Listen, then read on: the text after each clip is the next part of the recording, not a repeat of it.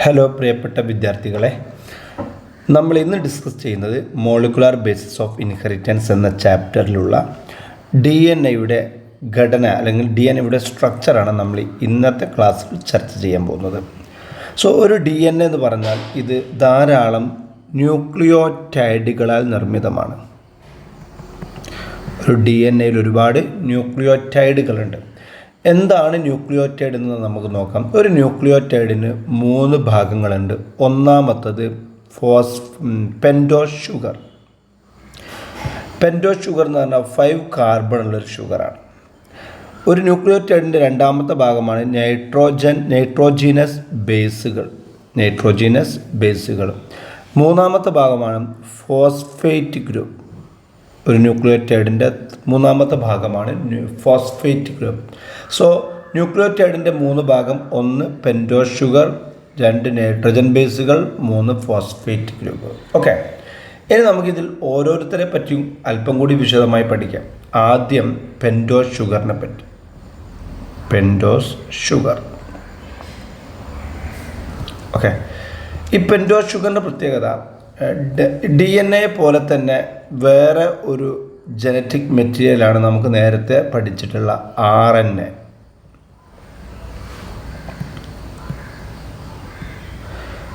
ഈ RNAയിലും RNA മറ്റൊരു genetic മെറ്റീരിയലാണ്. ഇനി മനസ്സിലാക്കാനുള്ളത്, ഈ പെൻറ്റോസ് ഷുഗർ 2 ടൈപ്പ് ഉണ്ട്. ഒന്നാണ് റൈബോസ് ഷുഗറും മറ്റൊന്നാണ് ഡിയോക്സി റൈബോസ് ഷുഗർ. ഈ ഡിയോക്സി റൈബോസ് ഷുഗറിൽ റൈബോസ് ഷുഗറെ കമ്പയർ ചെയ്യുന്ന സമയത്ത് നിങ്ങൾക്ക് ഇവിടെ നോക്കിയാൽ മനസ്സിലാവും, ഇവിടെ OH ഉണ്ട്, ഇവിടെ ഒരു H മാത്രമല്ല, ഒരു ഓക്സിജൻ കുറവുണ്ട്. അങ്ങനെ ഒരു ഓക്സിജൻ്റെ കുറവുള്ളത് കൊണ്ടാണ് ഈ ഷുഗറിനെ നമ്മൾ ഡിയോക്സി റൈബോസ് ഷുഗർ എന്ന് വിളിക്കുന്നത്. ഇതിനെ നമുക്ക് റൈബോസ് ഷുഗർ എന്നും വിളിക്കും. ഷുഗറുകൾ 2 തരമാണ്, റൈബോസ് ഷുഗറും ഡിയോക്സി റൈബോസ് ഷുഗറും. നമ്മുടെ DNA കാണപ്പെടുന്ന ഷുഗറാണ് ഏത് ഷുഗർ? Deoxy ribose sugar. അതുകൊണ്ട് ആ DNA നമ്മൾ എന്ത് വിളിക്കുന്നത്? ഡിയോക്സി റൈബോ ന്യൂക്ലിക് ആസിഡ് എന്ന് വിളിക്കുന്നത്. എന്നാൽ RNAയിൽ കാണപ്പെടുന്ന ഷുഗറാണെന്ത്? Ribose sugar. RNAയുടെ ഫുൾ ഫോം നമുക്കറിയാം, റൈബോസ് ന്യൂക്ലിക് ആസിഡ് എന്നാണ് നമ്മൾ വിളിക്കുക. അപ്പോൾ DNA-യും RNA-യും തമ്മിലുള്ള വ്യത്യാസം ചോദിക്കുകയാണെങ്കിൽ ഒരു വ്യത്യാസം നമ്മൾ ഇവിടെ തന്നെ പഠിച്ചു. DNA-യിൽ ഡിയോക്സി റൈബോസ് ഷുഗറും RNA-യിൽ റൈബോസ് ഷുഗറുമാണ് കാണപ്പെടുന്നത്. ഓക്കെ, ഇനി ന്യൂക്ലിയോടൈഡുകളുടെ രണ്ടാമത്തെ ഭാഗമാണ് നൈട്രജൻ ബേസസ് അല്ലേ. ഇനി നമുക്ക് നൈട്രജൻ ബേസുകളെ പറ്റി പറയാം. ഈ നൈട്രജൻ ബേസുകൾ മക്കളെ 2 വിഭാഗമുണ്ട്. ഒന്നാമത്തതാണ് പ്യൂരിൻ, രണ്ടാമത്തത് പിരമിഡിൻ എന്നതാണ്. അപ്പോൾ there are 2 types of nitrogen bases. ഒന്നാമത് പ്യൂരിനാണ്. പ്യൂരിൻ വിഭാഗത്തിൽ വരുന്ന നൈട്രജൻ ബേസുകളാണ് adenine and guanine. Okay, purine വിഭാഗത്തിൽ വരുന്ന നൈട്രജൻ ബേസുകൾ അഡിനിനും ഗ്വാനിനുമാണ്. പിരമിഡിൻ വിഭാഗത്തിൽ വരുന്ന നൈട്രജൻ ബേസുകളാണ് cytosine, uracil and thymine. Okay, ഇത് ഓർത്ത് വെക്കാൻ വേണ്ടി പ്യൂരിൻ വിഭാഗത്തിൽ വരുന്നത് അഡിനിനും ഗ്വാനിനും അല്ലേ. അപ്പോൾ നമുക്ക് തൽക്കാലം പേജ് എന്ന് ഒരു വേർഡ് ഓർത്ത് വെച്ചാൽ P four purine, A adenine, guanine. Okay, അതുപോലെ ഇവിടെ മറ്റൊരു പ്രധാനപ്പെട്ട കാര്യം നമ്മൾ മനസ്സിലാക്കേണ്ടത്, ഈ യുറാസിൽ RNA-യിൽ മാത്രം കാണുന്ന ഒരു നൈട്രജൻ ബേസാണ്. RNA-യിൽ മാത്രമാണ് യുറാസിൽ കാണപ്പെടുന്നത്. DNA-യിൽ യുറാസിൽ ആബ്സെൻ്റ് ആണ്. ഓക്കെ, അതുപോലെ തന്നെ തൈമിൻ്റെ പ്രത്യേകത, അത് DNA-യിൽ മാത്രം കാണപ്പെടുന്ന ഒരു നൈട്രജൻ ബേസാണ്. അതുകൂടെ സാന്ദർഭികമായിട്ട് ഓർത്ത് വെക്കുക. അപ്പോൾ RNA-യും DNA-യും തമ്മിൽ മറ്റൊരു വ്യത്യാസമാണ്. RNA-യിൽ അഡിനിനും ഗ്വാനിനും സൈറ്റോസിനും യുറാസിലും ഉണ്ടാവും. DNA-യിൽ അഡിനും ഗ്വാനിനും സൈറ്റോസിനും തൈമിനുമാണ് നമുക്ക് കാണാൻ സാധിക്കുക. ഓക്കെ, അപ്പോൾ നമ്മൾ ഒരു ന്യൂക്ലിയോടൈഡ് നേരത്തെ നമ്മൾ പറഞ്ഞു 3 ഭാഗമുണ്ട്. പെൻറ്റോസ് ഷുഗർ, നൈട്രജൻ ബേസ്, മൂന്നാമത്തെ ആളാണ് അടുത്തത് ഫോസ്ഫേറ്റ് ഗ്രൂപ്പ്. ഓക്കെ, ഇനി നമുക്ക് അതിലോട്ട് പോകാം. ഇത് നിങ്ങൾക്ക് ഇവിടെ കാണാൻ പറ്റും. 3 ഭാഗവും അത് അത്യാവശ്യം ഡീറ്റെയിൽഡ് സ്ട്രക്ചർ ഉൾപ്പെടുത്തിയ ഒരു ന്യൂക്ലിയോടൈഡാണ് ഈ കാണുന്നത്. ഓക്കെ, ഇത് ടോട്ടൽ ന്യൂക്ലിയോടൈഡാണ്. ഈ ന്യൂക്ലിയോടൈഡിൽ ഈ കാണുന്നതാണെന്ത്? നമ്മളെ ഫോസ്ഫേറ്റ് ഗ്രൂപ്പ്. ഇതാണ് ഫോസ്ഫേറ്റ് ഗ്രൂപ്പ്. ഇതാണ് പെൻറ്റോസ് ഷുഗർ, ഇതാണ് നൈട്രജൻ ബേസ്. ഇങ്ങനെ 3 ഭാഗങ്ങൾ ഉൾപ്പെട്ടതാണ് ഒരു ന്യൂക്ലിയോടൈഡ്. ഓക്കെ, ഇനി ഇങ്ങനത്തെ ഒരുപാട് ന്യൂക്ലിയോടൈഡുകൾ ചേർന്നാൽ അത് നമ്മൾ വിളിക്കുന്ന പേരാണ് polynucleotide chain. Polynucleotide chain. So ഇവിടെ നിങ്ങൾ നോക്കി 1 2 3 ന്യൂക്ലിയോടൈഡുകൾ ചേർന്ന ഒരു ലോങ് ചെയിനാണല്ലോ ഇത്. ഇങ്ങനത്തെ ഒരുപാട് ന്യൂക്ലിയോടൈഡുകൾ ചേർന്ന ലോങ് ചെയിനിനെ വിളിക്കുന്ന പേരാണെന്ത്? പോളിന്യൂക്ലിയോടൈഡ് ചെയിൻ എന്നാണ് നമ്മൾ വിളിക്കുക. ഒന്നാണെങ്കിൽ ന്യൂക്ലിയോടൈഡ്, രണ്ടാകുമ്പോൾ ഡൈ ന്യൂക്ലിയോടൈഡ്, ഒരുപാടെണ്ണം ചേരുമ്പോൾ പോളിന്യൂക്ലിയോടൈഡ് ചെയിൻ. ഇനി നിങ്ങൾ നോക്ക്, അടുത്തൊരു ചിത്രപടം ഉണ്ടല്ലോ. ഈ ഒരു ചിത്രത്തിൽ നമുക്ക് മനസ്സിലാവുന്നത് ഇത് കണ്ടില്ലേ? ഇതെന്താണ്? ഈ കാണുന്നതിൽ 2 പോളിന്യൂക്ലിയോടൈഡ് ചെയിൻ ഉണ്ട് എന്ന് പറഞ്ഞാൽ ഈ കാണുന്നത് ഒരു ന്യൂക്ലിയോടൈഡ് ചെയിനാണ്. ഇത്രയും ഭാഗം കണ്ടില്ലേ? ഇവിടെ ഒരു ന്യൂക്ലിയോടൈഡ്, 2 ന്യൂക്ലിയോടൈഡ്, മൂന്നാമത്തത്, നാലാമത്തത്, ഇങ്ങനത്തെ ഒരു ന്യൂക്ലിയോടൈഡ് ചെയിൻ നിങ്ങൾ കണ്ടല്ലോ. ഇനി ഇവിടെ നിങ്ങൾ നോക്കും, രണ്ടാമതായിട്ട് വേറെ പോളിന്യൂക്ലിയോടൈഡ് ചെയിൻ. ഇത് ഒന്നാമത്തെ പോളിന്യൂക്ലിയോടൈഡ് ചെയിൻ, ഇതോ രണ്ടാമത്തെ പോളിന്യൂക്ലിയോടൈഡ് ചെയിൻ. ഇങ്ങനത്തെ 2 ന്യൂക്ലിയോടൈഡ് ചെയിൻ ചേർന്ന വലിയൊരു മോളിക്കൂളാണെന്ത്?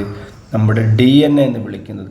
നിങ്ങൾ അല്പം കൂടി കൃത്യമായി മനസ്സിലാകാൻ വേണ്ടി ഇവിടെ ഇങ്ങനെ കാണാൻ പറ്റും. ഇവിടെ കണ്ടില്ലേ?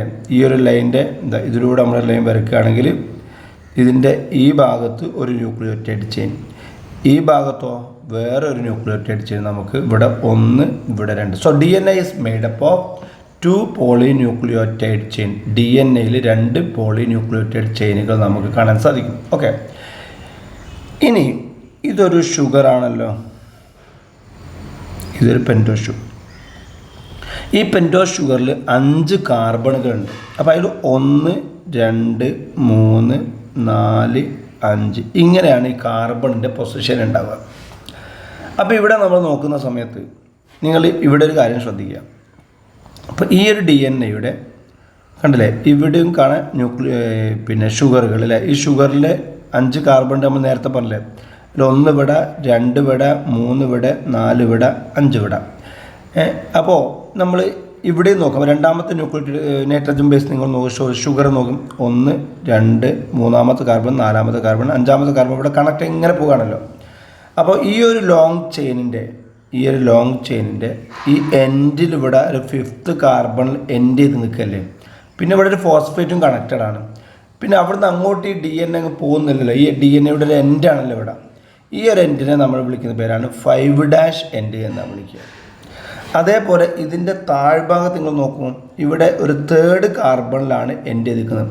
ഇതിൻ്റെ തൊട്ട് മുകളിൽ കണ്ടില്ലേ, ഇവിടെ 1ാമത്തെ ഷുഗർ, 2 മൂന്നാമത്തെ ഷുഗർ, 4 5 ഇവിടെ.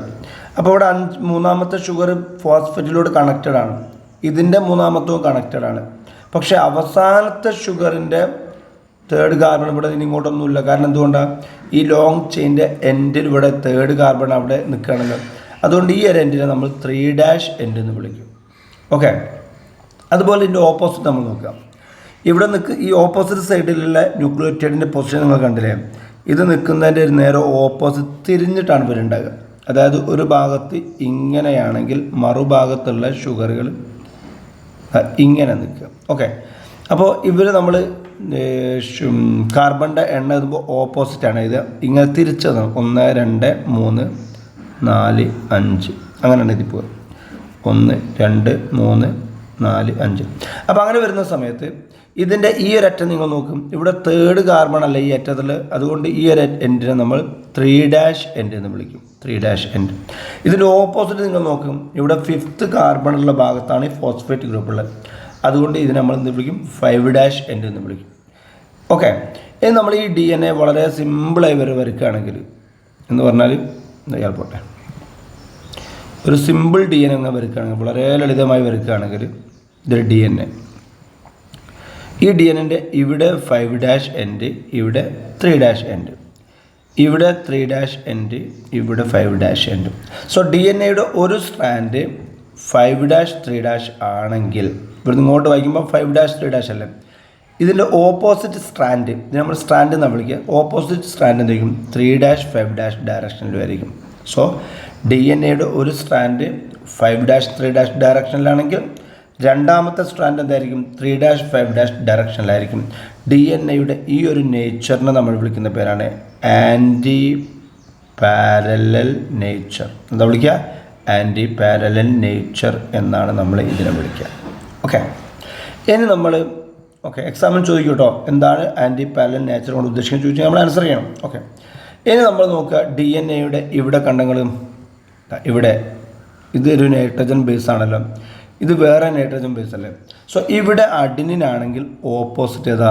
തൈമിനാണ്. ഇവിടെ തൈമിനാകുമ്പോൾ ഓപ്പോസിറ്റ് അഡിനിൻ. ഇവിടെ അതുപോലെ ഗ്വാനിനാണെങ്കിൽ സൈറ്റോസിനായിരിക്കും.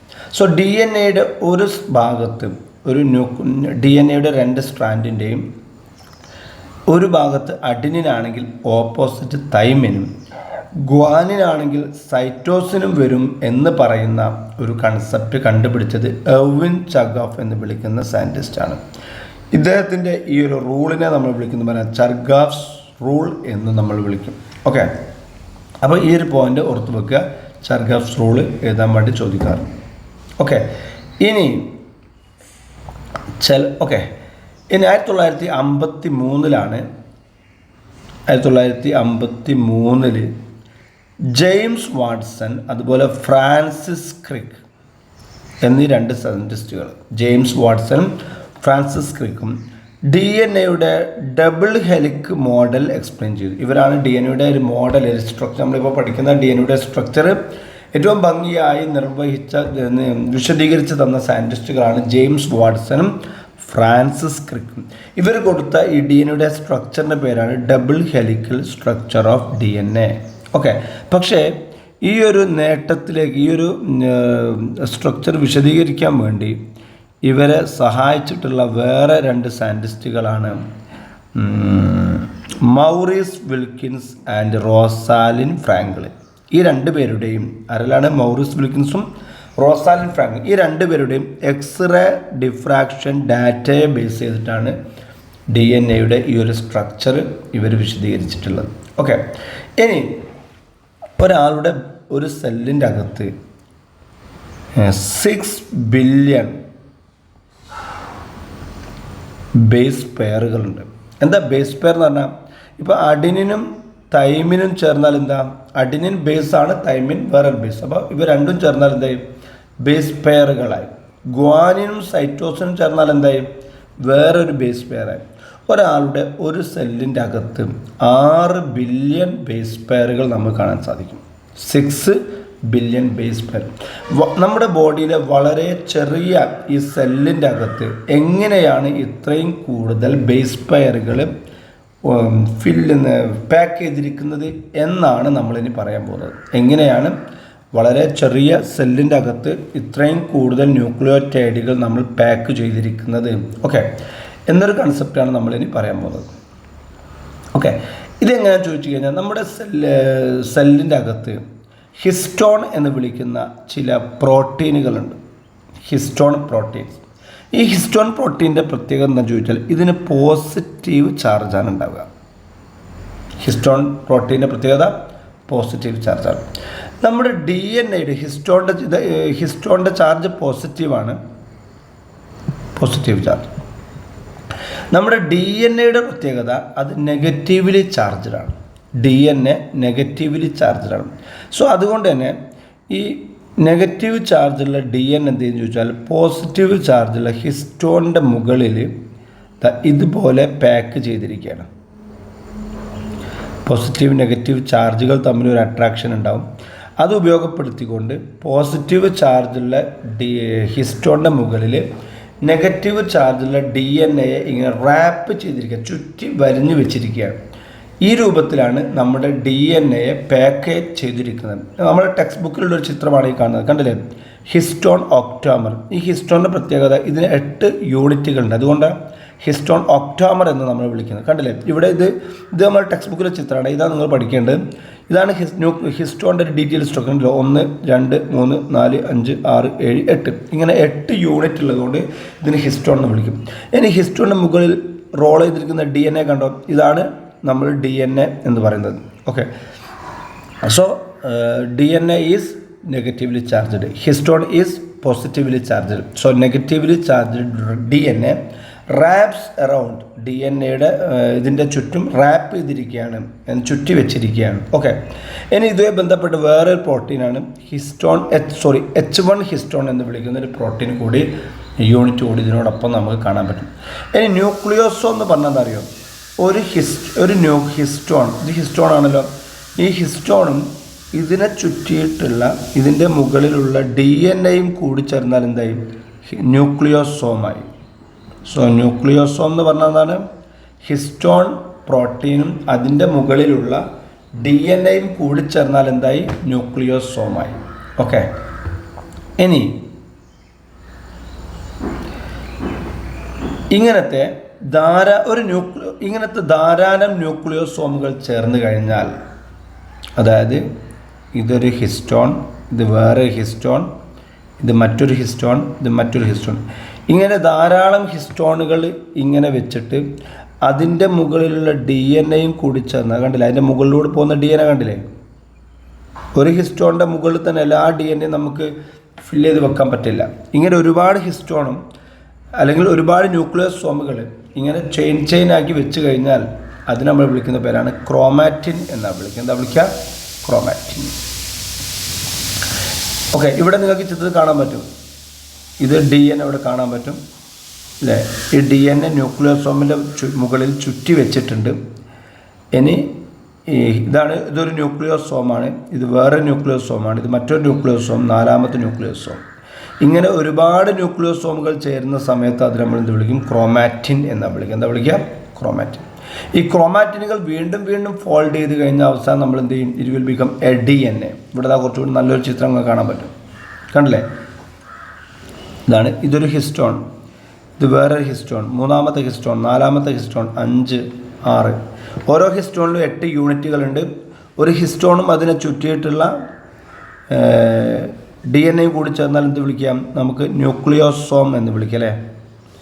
നമ്മളിവിടെ ഒന്നാമത്തെ ഹിസ്റ്റോൺ എന്നാണ് പറഞ്ഞത്, ശരിക്കും പറയേണ്ടത് ഒന്നാമത്തെ ന്യൂക്ലിയോസോം എന്നാണ് വിളിക്കേണ്ടത് അല്ലേ. ഒരു ഹിസ്റ്റോണും അതിനെ ചുറ്റിയിട്ടുള്ള DNA കൂടി ചേർന്നാൽ എന്തായി, ന്യൂക്ലിയോസോമായി.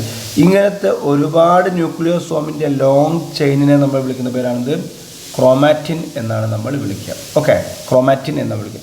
ഈ ക്രോമാറ്റിൻ്റെ പ്രത്യേകത, ഈ ക്രോമാറ്റിൻ ചില ഭാഗങ്ങളിൽ ഭയങ്കര ലൂസ്ലി പാക്ക്ഡ് ആയിരിക്കും. ചില സ്ഥലത്ത് ക്രോമാറ്റിൻസ് എന്തായിരിക്കും, ഇതുപോലെ ലൂസ്ലി പാക്ക്ഡ് ആയിരിക്കും. ചില സ്ഥലത്ത് എന്നാൽ കുറച്ചുകൂടി കൂടുതലായിട്ട് ഇങ്ങനെ ടൈറ്റ്ലി പാക്ക്ഡ് ആയിരിക്കും.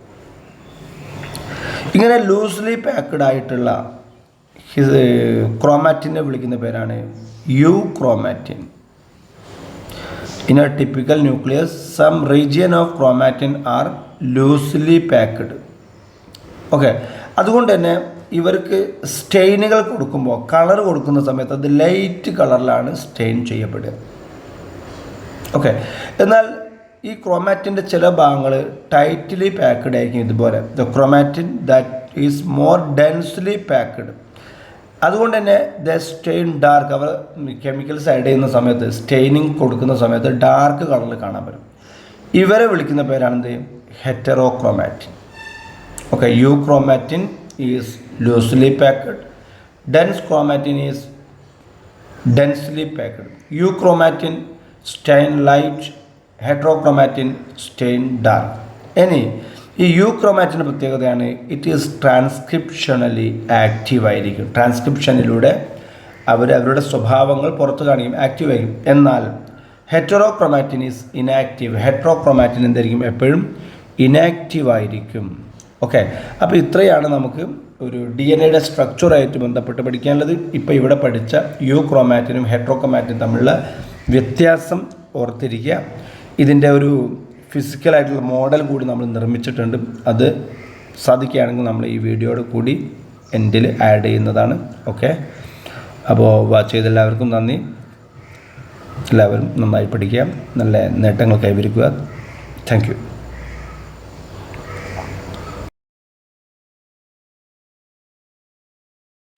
സോ ഈ ഒരു മോഡലിൽ നമ്മൾ കാണുന്നതാണ് DNA. ഓക്കെ, സോ ഈ DNAയുടെ ചാർജ് നെഗറ്റീവ് ചാർജാണ് DNAക്ക് ഉണ്ടാവുക. സോ ഈ കാണുന്നതാണ് ഹിസ്റ്റോൺ ഒക്ടോമർ. ഇതിന് 8 യൂണിറ്റുകൾ ഉള്ളത് കൊണ്ടാണ് ഹിസ്റ്റോൺ ഒക്ടോമർ എന്ന് വിളിക്കുന്നത്. സോ നെഗറ്റീവ് ചാർജുള്ള DNA ഈ കാണുന്നത് പോലെ ഹിസ്റ്റോണിൻ്റെ മുകളിൽ ഇങ്ങനെ ചുറ്റി നിൽക്കുകയാണ്. സോ അങ്ങനെ ആ രൂപത്തിലാണ് ഇത് ഇവിടെ പാക്ക് ചെയ്ത് വെച്ചിരിക്കുന്നത്. ഒരു ഹിസ്റ്റോണും അതിനെ ചുറ്റിയിട്ടുള്ള DNA ചേർന്നാൽ ന്യൂക്ലിയോസോം എന്ന് വിളിക്കും. അപ്പോൾ ഇവിടെ ഇതിൽ 1, 2, 3, 4, 5 ഇങ്ങനെ ഒരുപാട് ന്യൂക്ലിയോസോംസ് കാണാം. ഓക്കെ, സോ ഇതാണ് ന്യൂക്ലിയോസോംസ്. ഈ ന്യൂക്ലിയോസോമുകൾ വീണ്ടും ഇങ്ങനെ ഫോൾഡ് ചെയ്തിട്ട് ഇങ്ങനത്തെ ഒരുപാട് ന്യൂക്ലിയോസോം ചേർന്ന ലോങ് ചെയിനിനെ നമ്മൾ വിളിക്കുന്ന പേരാണെന്ത്? ക്രോമാറ്റിൻ എന്ന് വിളിക്കും. സോ ഈ ലോങ് ചെയിനാണെന്ത്? ക്രോമാറ്റിൻ. ഈ ക്രോമാറ്റിൻ്റെ ചില ഭാഗങ്ങൾ ഇതുപോലെ ടൈറ്റ്ലി പാക്ക്ഡ് ആയിരിക്കും. ഇതിനെ വേണമെങ്കിൽ നമുക്കെന്ത് വിളിക്കാം? ഹെറ്ററോ ക്രോമാറ്റിൻ എന്ന് വിളിക്കും. ഇതുപോലെ ലൂസ്ലി പാക്ക്ഡ് ആയിട്ടുള്ള ഭാഗങ്ങളെ നമുക്കെന്ത് വിളിക്കാം? യു ക്രോമാറ്റിൻ എന്ന് വിളിക്കും. ഇങ്ങനെയുള്ള ക്രോമാറ്റിനുകൾ വീണ്ടും ഫോൾഡ് ചെയ്തിട്ടാണ് ഇതുപോലെയുള്ള സ്ട്രക്ചറായിട്ടുള്ള DNA ക്രോമസോമായി മാറുന്നത്. സോ ഈ chromosome, this is A chromosome, ഇതൊരു സിംഗിൾ ക്രോമസോമാണ്. ഇങ്ങനത്തെ 46 ക്രോമസോംസ് ആണ് നമ്മുടെ ഒരു ഹ്യൂമൻ സെല്ലിൽ നമുക്ക് കാണാൻ പറ്റിയ. ഈ ക്രോമസോമിൽ അപ്പോൾ എന്തെല്ലാം ഉണ്ടാവും? വെറും DNA അല്ലത്. ക്രോമസോമിൽ DNA ഉണ്ട്, അതുപോലത്തെ ഇങ്ങനെയുള്ള ഹിസ്റ്റോൺസ് എല്ലാം അടങ്ങിയ ഒരു വളരെ കണ്ടൻസ്ഡ് ആയ ടൈറ്റ്ലി പാക്ക് ചെയ്തിരിക്കുന്ന ഒരു സ്ട്രക്ചറാണിത് ഈ ക്രോമസോം എന്ന് നമ്മൾ വിളിക്കുന്നത്. ഓക്കെ, ഇത്രയാണ് നമ്മൾ നേരത്തെ പറഞ്ഞ ടോപ്പിക്സുമായി ബന്ധപ്പെട്ടുള്ള കാര്യങ്ങൾക്ക് അല്പം കൂടി ക്ലാരിറ്റി കിട്ടാൻ വേണ്ടിയാണ് നമ്മൾ ഇതുകൂടി കാണിച്ചിരിക്കുന്നത്. Okay, thank you.